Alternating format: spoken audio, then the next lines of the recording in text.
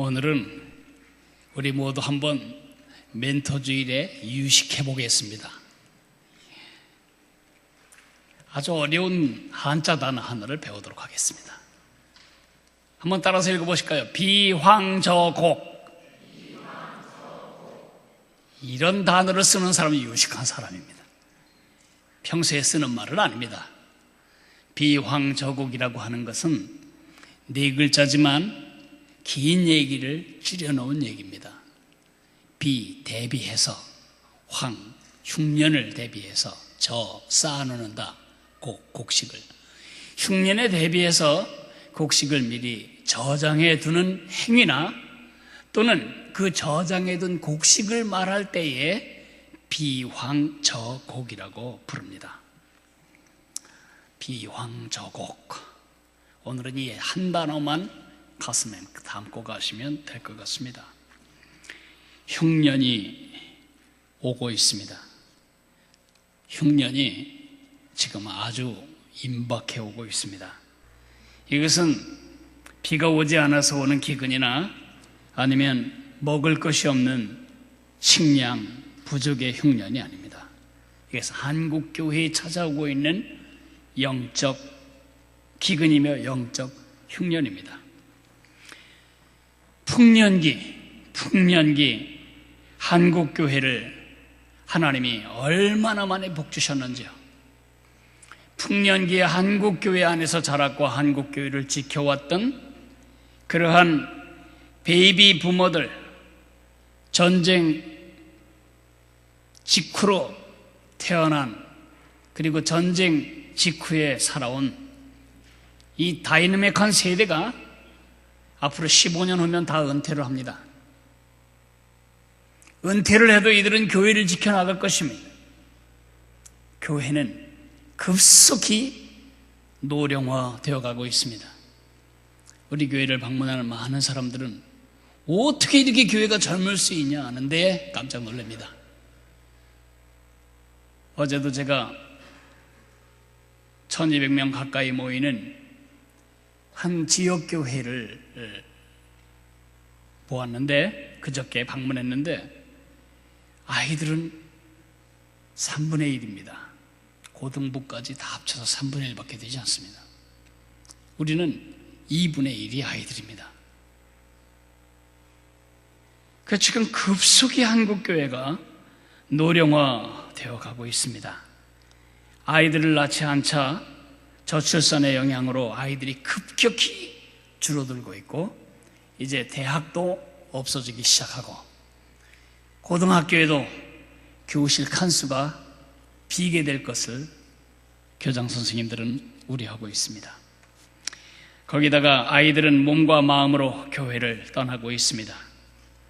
지금 10살짜리가 앞으로 15년 후면 25살이 되는데, 이 아이들이 지금 교회를 지켜야 하는데 교회에서 떠나가면 2030년경이 되면 우리 한국교회는 500만이 안 되는 교회로 줄어들고 맙니다. 더구나 500만도 머리가 허연 할머니, 할아버지들, 은퇴한 노인들이 차고 나면 헌금 수입이 절반으로 줄어서 선교사님들은 철수를 해야 할 것이고, 빚어서 지은 예배당은 교회를 위협하는 가장 큰 변수가 될 것입니다. 그렇게 되기를 바라는 것이 아니고 그런 날이 지금 오고 있습니다. 저는 40년 전부터 이 흉년에 대해서 계속 이야기한 사람입니다. 그러나 귀 기울이는 사람은 별로 없었습니다. 불과 40년이 지나 지금은 큰일이다, 이거. 한국교회 큰일이다. 애들이 없어지고 있다. 주일학교가 없어지고 있다. 여름 성경학교를 이제는 더 이상 할 수가 없다. 그전에는 교육 공간 때문에 골치를 썩었다면 앞으로는 교육 공간은 있는데 사람이 없어서 고통스러울 날이 속히 온다는 것입니다. 이미 서구교회는 이러한 흉년을 맞이했습니다. 예배당을 잘 지어서 물려줬지만은 그곳에서 예배해야 할 다음 세대들이 자라지 못한 채 건물을 물려받았습니다. 건물은 장기 임대로 술집에 팔려나갔고 나이트클럽에 사용되고 있습니다. 무슬림의 모스크로 사용되고 있고 불교의 사원으로 전락하고 있습니다.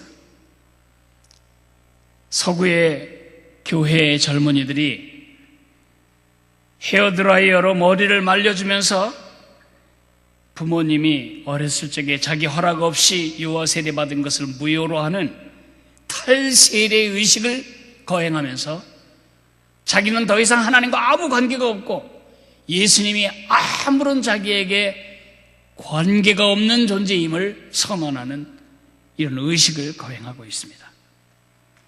서구교회가 늙고 작은 교회로 전락한 이 흉년이 지금 한국교회에 그대로 다가오고 있습니다. 영적인 멘토가 된 부모 여러분, 영적인 부모가 된 멘토 여러분, 우리가 이 시점에서 해야 할 일이 무엇일까요? 그 대답이 창세기 41장 25절에서 36절 기록되어 있습니다.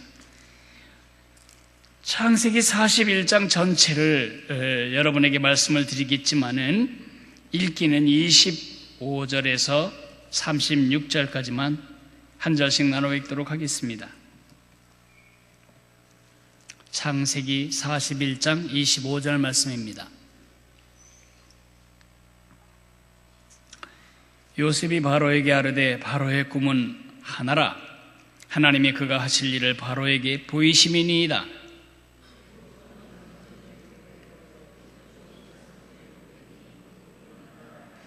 그 후에 올라온 파리하고 흉한 7소는 7년이요 동풍에 말라 속이 빈 7 이삭도 7 해라.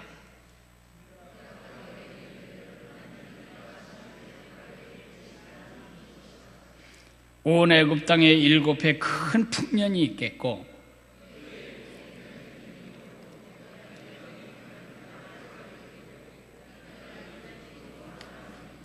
후에 든 그 흉년이 너무 심함으로 이전 풍년을 이 땅에서 기억하지 못하게 되리이다.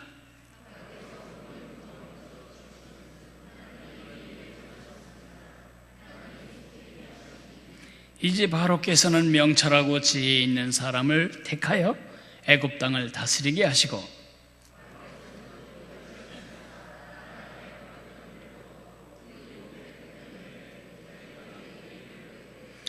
그들로 장차 올 풍년의 모든 곡물을 거두고 그 곡물을 바로의 손에 들려 양식을 위하여 각 성읍에 쌓아두게 하소서.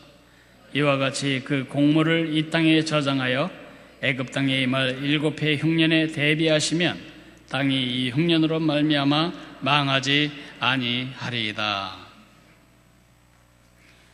오늘 우리가 읽은 이 긴 이야기를 4글자 단어로 요약하면 뭐라고 할까요?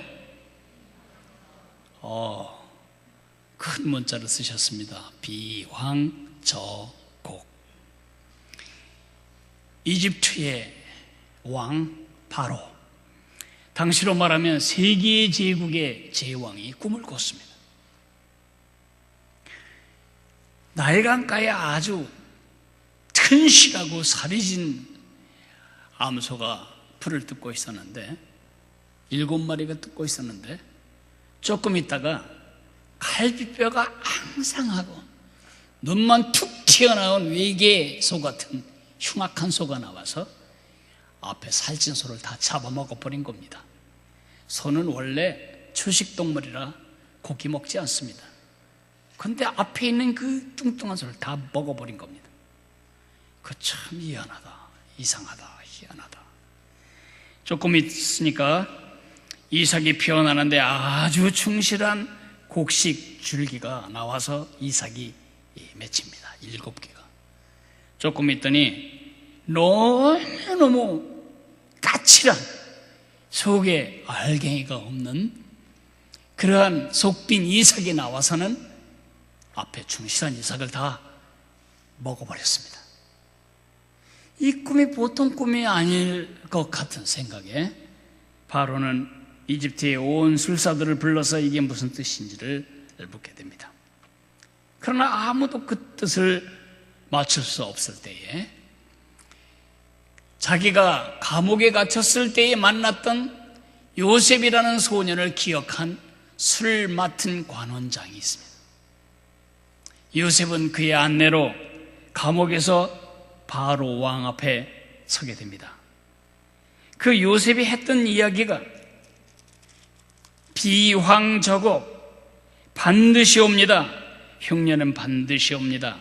29절에 풍년이 될 것을 말합니다. 30절에서 31절에 흉년이 올 것을 말합니다.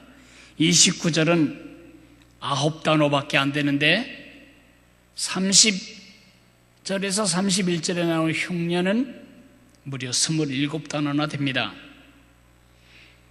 히브리 원어로 보면은 풍년에 대한 것은 9단어 한 문장으로 되지만 흉년에 대한 것은 27단어 4문장이나 됩니다.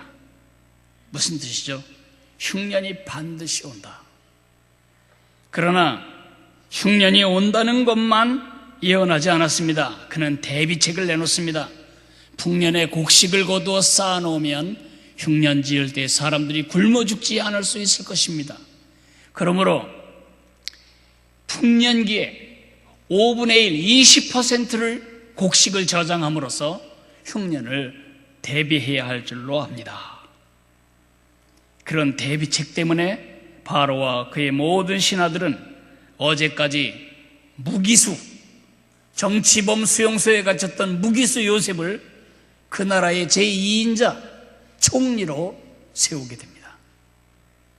비황저곡, 요셉의 비황저곡 정책 때문에 7년 흉년이 왔을 때 이집트에 굶어 죽은 사람이 없고 그 근동 지역에 심지어 이스라엘까지 굶어 죽은 사람이 없게 됩니다. 비황저곡. 그렇다면 이 영적인 흉년을 내다보고 있는 우리가 쌓아야 할 곡식이 무엇일까요? 우리가 해야 할 비황저곡은 무엇일까요? 오늘 그 이야기를 두 가지로 말씀드리고 싶습니다. 첫째로는 비황저곡이 될 어린 영혼 한 영혼에 집중하라는 것입니다. 제가 부모님들에게 계속 말하고 있지 않습니까? 한 아이를 키우는 게 아닙니다. 두 아이를 맘먹이고 있는 것이 아닙니다. 두 민족을 맘먹이고 있는 것입니다. 두 민족의 족장을 키우고 계신 것입니다. 그 아이 하나 속에 여러분이 차마 보지도 못한 어마어마한 수의 후손들이 들어있습니다. 부모의 가장 큰 부담이 뭔가? 아이 하나로 내 영향력이 끝나지 않는다는 것입니다. 비황저곡이 될 어린 영혼 한 영혼에 집중해야 합니다. 벽시 한 톨을 심으면 도대체 얼마나 많은 벼알 나올까요? 예수님이 30배, 60배, 100배라고 말씀하셨습니다. 30배에서 100배의 이 비옥한 토양에서 나오지만 30배, 60배, 100배 편차가 큰 이유는 뭘까요? 기후에 따라서, 기온에 따라서, 토질에 따라서 다를 수 있기 때문이죠. 벼도 마찬가지입니다. 요즘은 농법이 많이 발달했습니다. 2000년 전에 30배, 60배, 100배라고 말씀하셨으면 벼는 300배, 600배, 1000배의 열매를 맺습니다. 벽시 하나를, 아주 충실한 벽시 하나를 심으면 거기에서 최소 6개의 가닥이 나옵니다. 그 6개의 줄기마다 알이 달라붙는데 그 알이 아주 적을 땐 30개, 많을 때는 1000개입니다. 아주 비옥한 가무지라면 1000의 1000승, 1000 곱하기 1000이 아니고 1000에 괄호 열고 1000승, 제곱, 1000제곱 600개를 맺는 밭이라면 600개의 600제곱을 생각하시면 그 다음 해에 맺어질 벼알이 계산이 될 겁니다. 3년만 지난다면 그 벽시가 어마어마한 양이 될 것입니다. 이렇게 5년이고 10년 지나면 전 세계를 뒤덮을 벼알이 됩니다. 한 알 속에 그런 가능성이 있다는 것을 절대로 잊어서는 안 됩니다. 목화씨 5알을 붓두껍에 집어넣어가지고 와서 심었던 그 중국 남방의 면화씨 때문에 10년이 되지 않아서 우리나라 전 국토의 면화 재배가 시작되었습니다. 이것이 종자의 위대함입니다. 여러분 자녀는 그보다 훨씬 더 합니다. 여러분 자녀 속에 멘토 여러분, 여러분의 멘티 한 사람 속에 우리의 내일이 들어있습니다. 그래서 우리는 긴장하지 않을 수가 없는 것입니다. 제가 몇 년 전 멘토 여러분들에게 선물로 드린 팔찌를 기억하십니까? 한 영혼을 구하는 것은 온 천하를 구하는 것이다. 창세기 4장 8절, 가인이 아벨과 함께 홀로 들에 있을 때에 가인이 아벨을 쳐 죽이니라. 탈무드는 그것을 주석하기를 그때 가인은 한 사람을 죽인 게 아니고 아벨 속에 있는 한 세상을, 한 세계를 다 죽여버린 것이다. 전 세계 인간이라고는 아담, 하와, 그리고 이들이 낳은 두 아들 가인과 아벨. 가인이 아벨을 쳐 죽인 것은 한 명을 죽인 것이 아니고 아벨 속에 있는 그 숱한 인류를 다 죽여버린 것이다. 그것을 긍정적인 말로 뒤집으면 한 영혼을 키우는 것은, 한 영혼을 구하는 것은 온 세계를 구하는 것이다. 한 영혼을 키우는 것은 온 세계를 키우는 것이다. 여러분이 한 영혼을 붙들고 운다면 그것은 온 세계를 붙들고 우는 것이다. 여러분이 한 영혼을 말씀에 세운다면 온 세계를 말씀에 세우는 것입니다. 우리는 이상하게 압축 성장을 해오면서 빨리빨리 많이 대충 건성건성, 그래서 우리는 돈은 선진국인지 모르지만 의식은 후진국을 벗어나지 못하고 있는 것입니다. 건성, 대강, 대충 그렇게 할 일이 아닙니다. 한 영혼 속에 온 세상이 들어있기 때문입니다. 세상은 우리보다 아이의 가치를 더 깊이 합니다. 세상은 어린이를 얼마나 깊이 연구하는지 모릅니다. 세상의 아이들을 사랑해서가 아닙니다. 세상에게 아이들은 돈입니다. 아이들을 잡아야 돈을 벌 수 있습니다. 2003년에 어린이 아이들 대상으로 한 비즈니스가 10조 원이었는데 2011년에는 30조 원이 되었습니다. 일본 사람들이 만들어낸 용어 중에 식스파켓이란 말이 있습니다. 식스파켓은 뭐냐? 6개의 주머니입니다. 얘만 누르면 6개의 주머니가 열리는 것입니다. 이 아이만 찍어 누르면 6개의 사람이 주머니에서 지갑을 빼서 돈을 꺼내놓게 되어 있습니다. 얘가 누굴까요? 아이입니다. 아이 하나가 사달라고 하면 외할아버지의 지갑이 열리고 외할머니의 지갑이 열리고 친할아버지의 지갑이 열리고 친할머니의 지갑이 열리고 아빠의 지갑이 열리고 엄마의 지갑이 열리고 6개의 지갑이 열린다.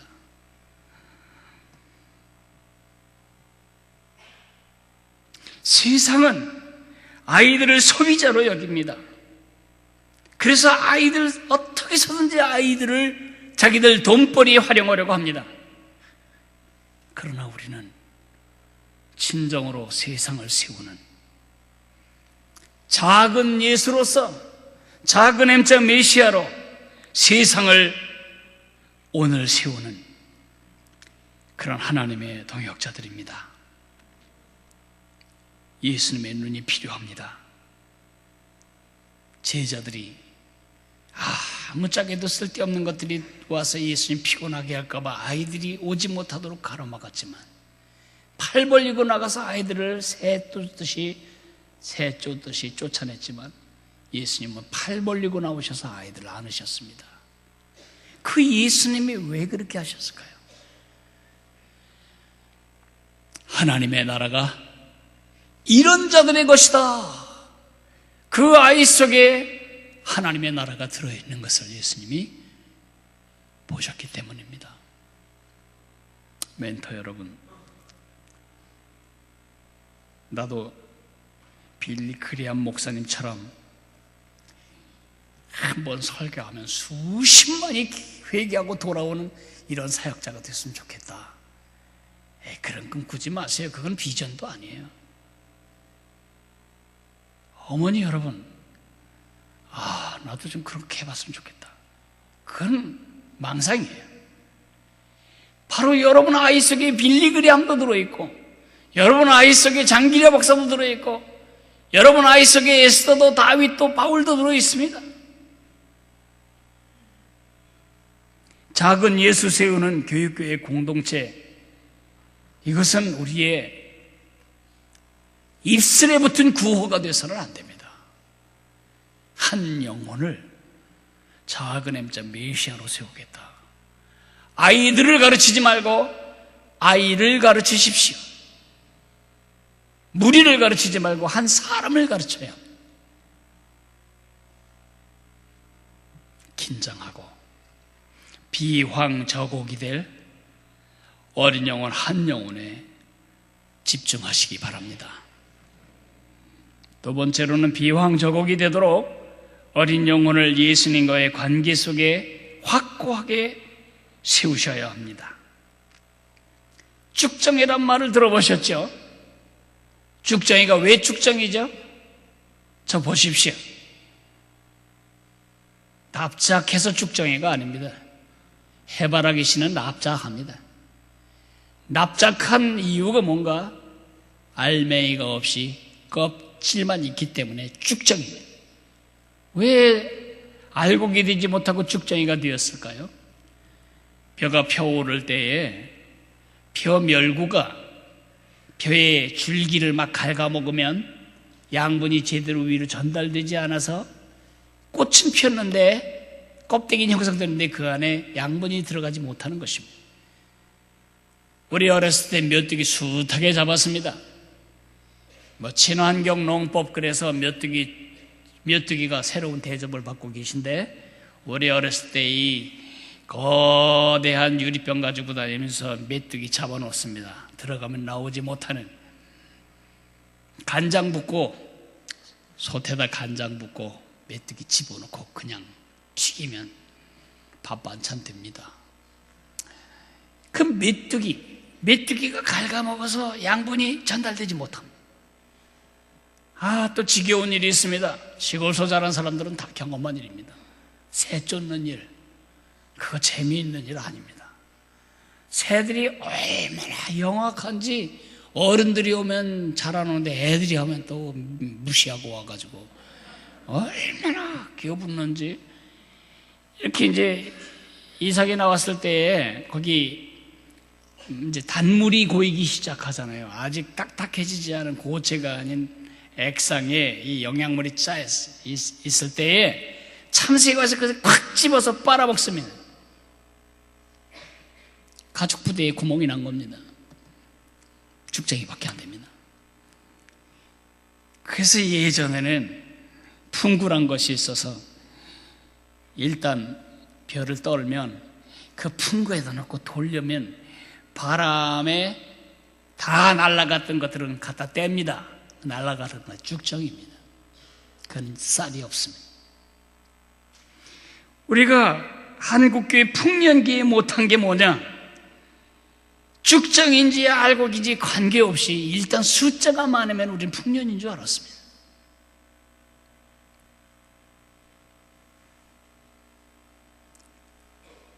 교회 목사라는 것이 신천지에 빠져서 이것이 진리라고 웃기고 있지는 않는가.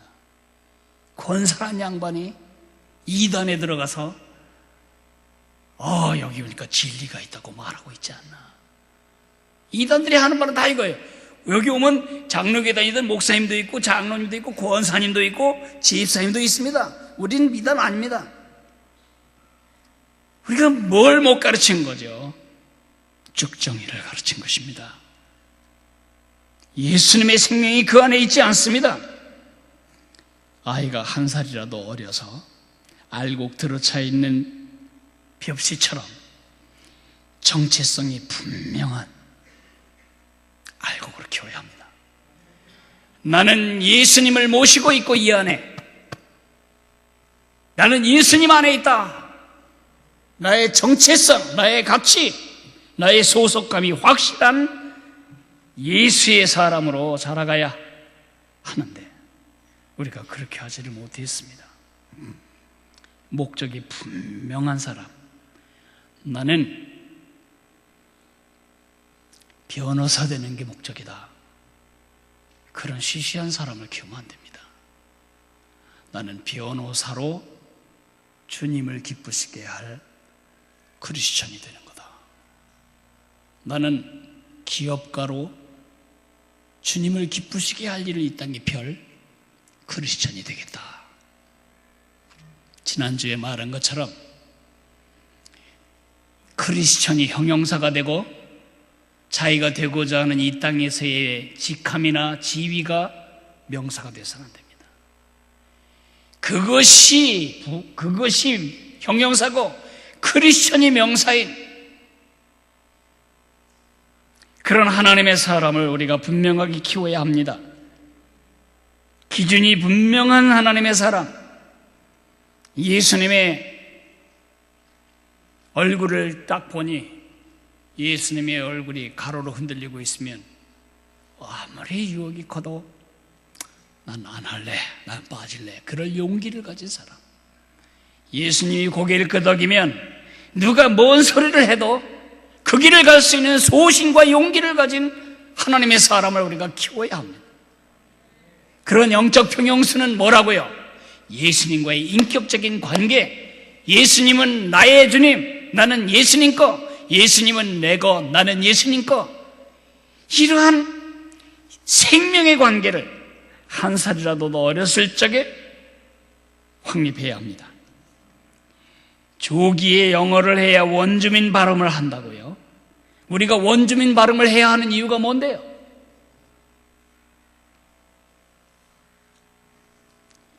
조기에 수학을 떼어버리면 고등학교 다닐 때 공부를 못합니다. 다 시시합니다. 조기에 해야 할 일은 영어, 수학이 아니고 예수님과의 관계. 여러분, 콧뚜레란 걸 아십니까? 코를 뚫어야 합니다. 소는 태어난 지 8달이 되기 전에 이 양쪽 콧구멍 사이에 있는 그 살을 뚫어가지고 거기다 나무를 껴야 합니다. 그걸 안 끼워 놓으면 소가 8살 때부터 4배, 5배 커질 때에 그 소의 힘을 사람이 컨트롤할 방법이 없습니다.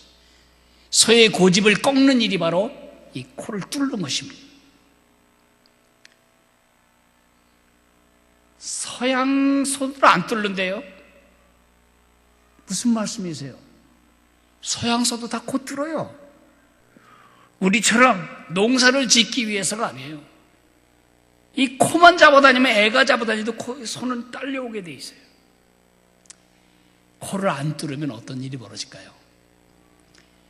그 소는 참 가치 없는 소네요. 살아있는 소고기일 뿐이에요. 그러나 코를 뚫으면 마차를 끕니다. 볕단을 나릅니다. 밭을 갑니다. 얼마나 많은 일을 하고 얼마나 많은 기여를 가정경제에 쓸 수 있는데 코를 안 뚫으면 이 황소고집을 당할 수가 없습니다. 아이도 마찬가지입니다. 어렸을 때에 그 코가 뚫린 소처럼 예수님의 십자가가 나와 구체적으로 어떻게 연결되는가?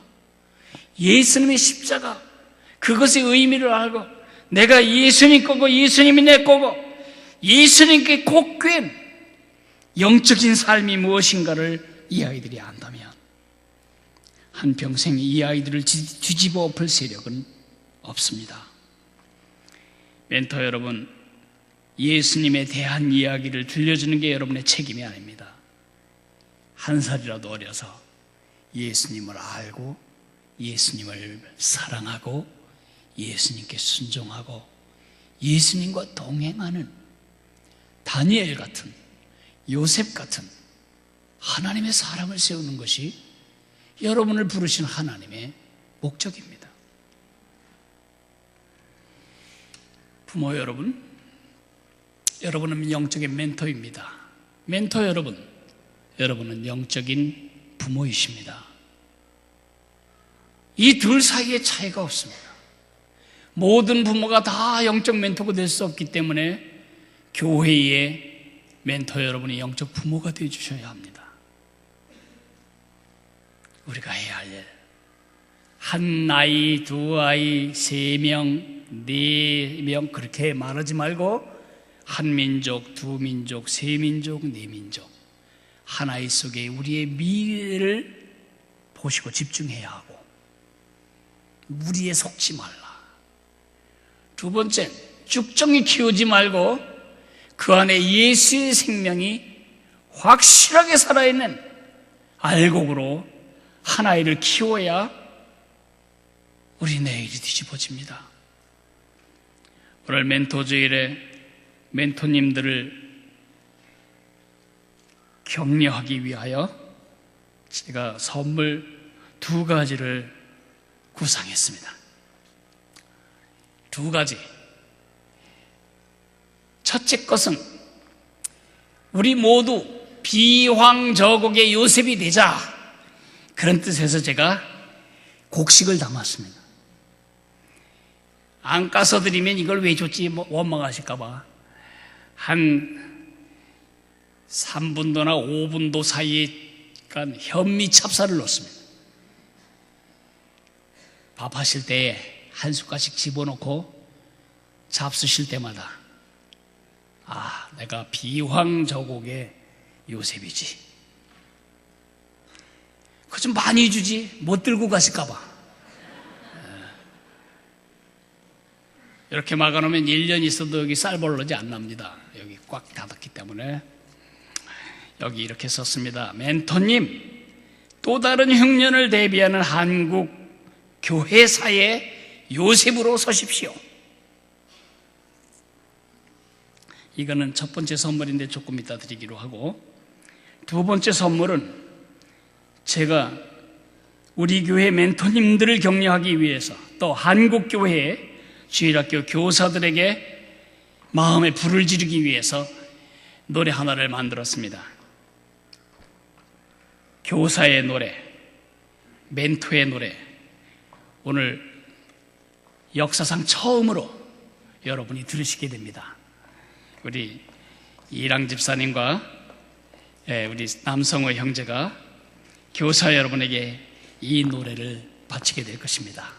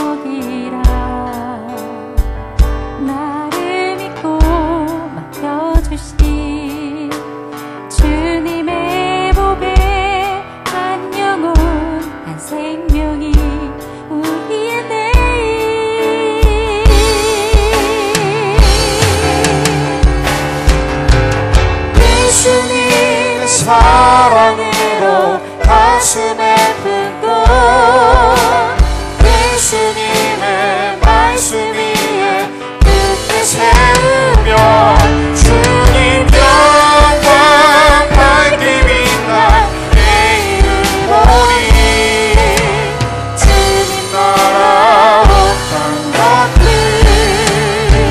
새 날을 보니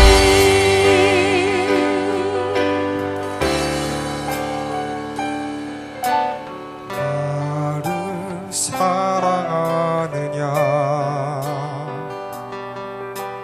내 양을 먹이라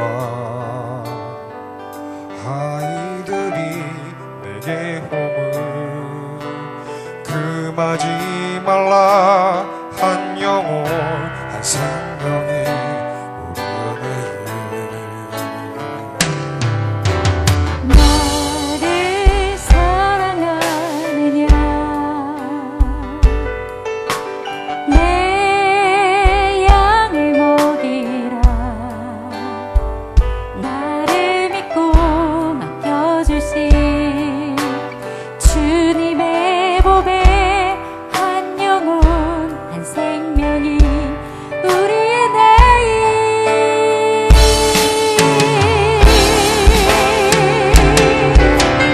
예수님의 사랑으로 가슴에 품고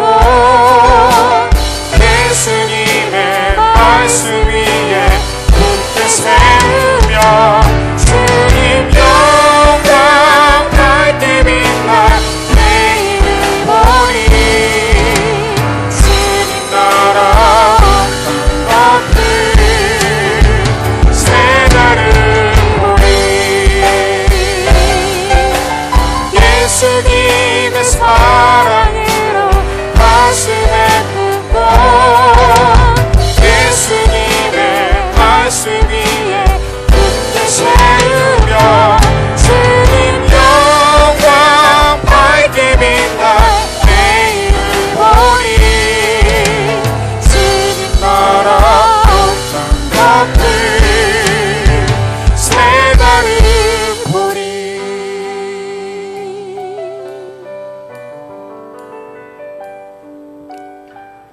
아멘. 감사합니다. 이제 우리 감사 편지, 우리 예수 마당의 5학년 조아영 양이 멘토 감사 편지를, 그리고 비전 스쿨의 이봉교 집사님이, 이봉교 멘토님이 헌신 편지를 읽도록 하겠습니다.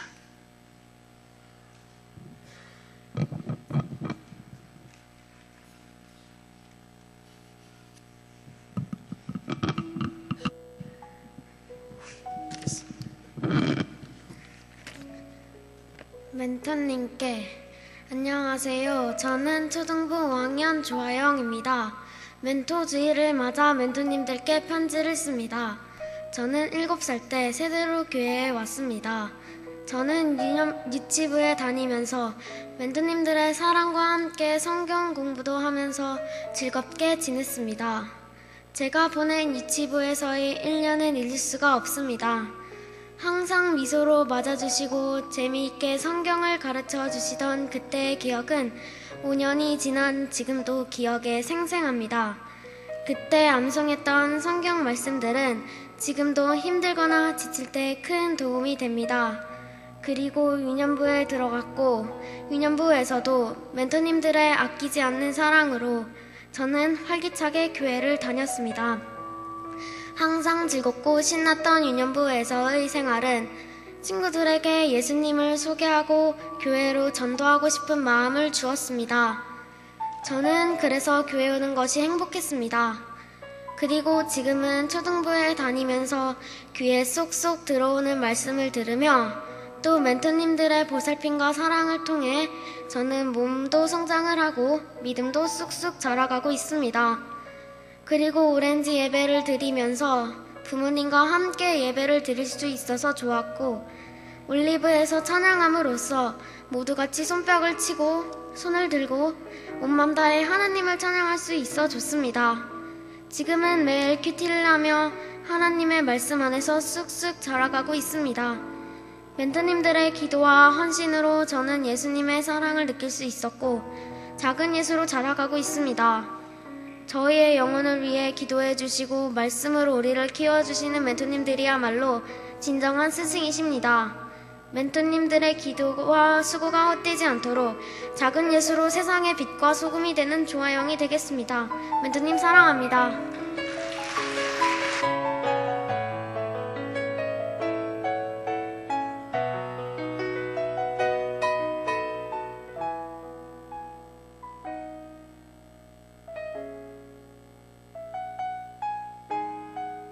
안녕하세요. 저는 비전 스쿨을 섬기고 있는 이봉규 멘토입니다.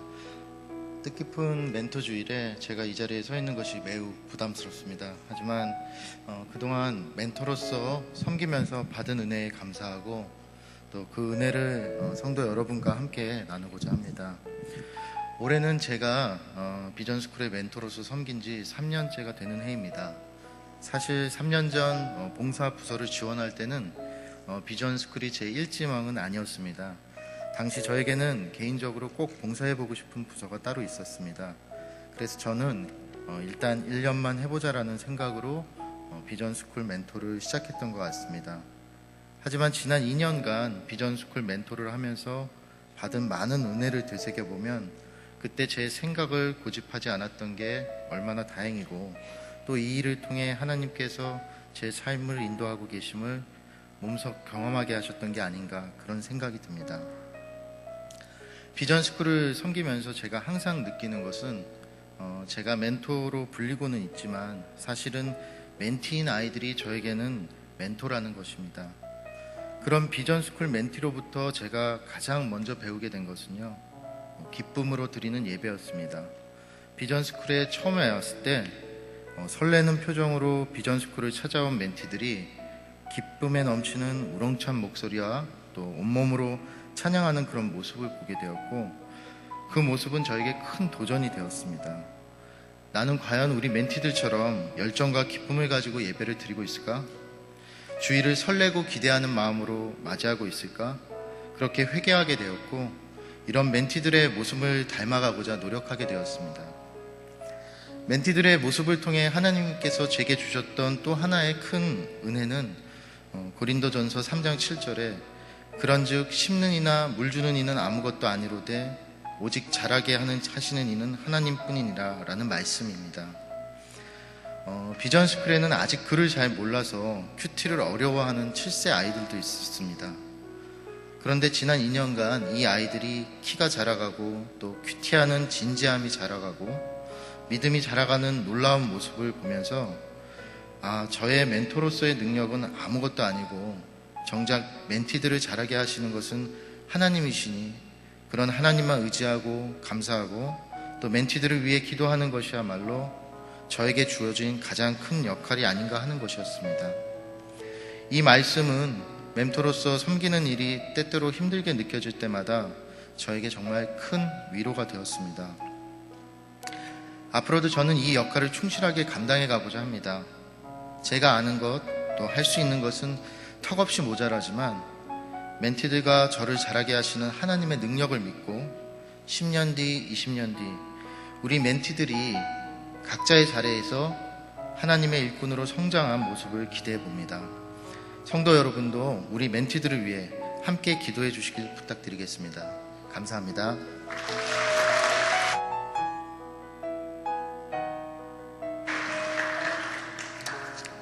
우리 이제 멘토님들을 이 앞으로 모셔서 우리가 축복할 순서를 갖겠습니다. 다음 세대 멘토님들은 모두 오셔서 이 까만 줄에 발 앞꿈치가 닿도록 서주시면 되겠습니다. 여기 4줄이 있습니다. 다 일어나실까요? 일어나서 앞으로 나오십시오.